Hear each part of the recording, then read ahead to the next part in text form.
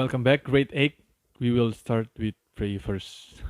Thank you, Lord Jesus. Help us for today. In the name of Jesus we pray. Amen. Now, kita akan belajar dari toko. Beberapa couple of weeks kita akan belajar dari toko. Dan toko yang pertama yang kita akan belajar adalah Hana.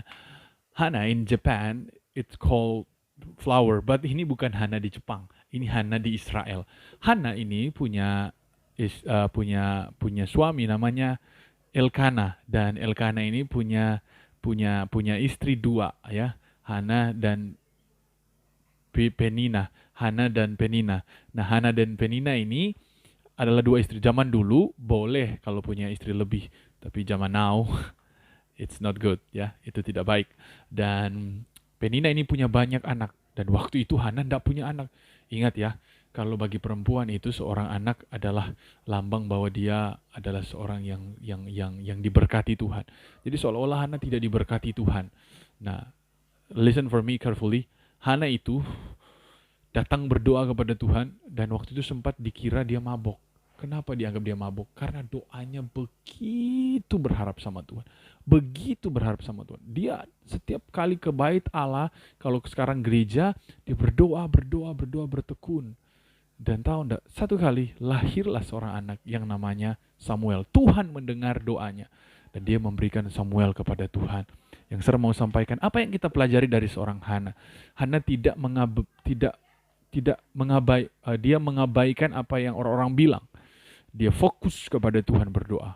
Seringkali mungkin orang yang bilang, kamu kok berdoa terus, gak ada jawabannya, berhenti aja berdoa. Nah, kita belajar dari Hana.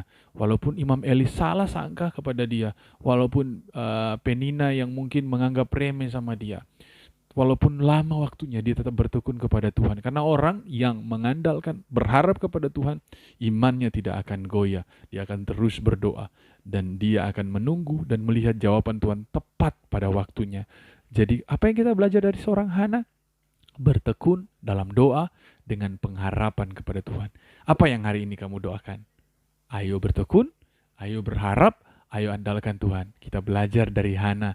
Tetaplah berdoa sampai Tuhan menjawab doa kita. Tapi kalau ada doa yang tidak dijawab, itu kemungkinan kita salah berdoa. Minta Roh Kudus kasih kekuatan, kasih arahan supaya berdoa yang benar. Kata Tuhan Yesus, mintalah apa saja, maka akan diberikan kepadamu. Tetapi ada kata ayat firman Tuhan yang berkata, carilah dahulu kerajaan Allah dan kebenarannya, maka semuanya ditambahkan. Artinya kalau berdoa, berdoalah dulu meminta kehendak Tuhan, kemauan Tuhan, selera Tuhan. Baru kita berdoa dengan tekun apa yang Tuhan taruh di hati kita. Percayalah, kita akan diberkati Tuhan. Mari belajar dari Hana, mari belajar dari firman Tuhan. Thank you everyone. God bless.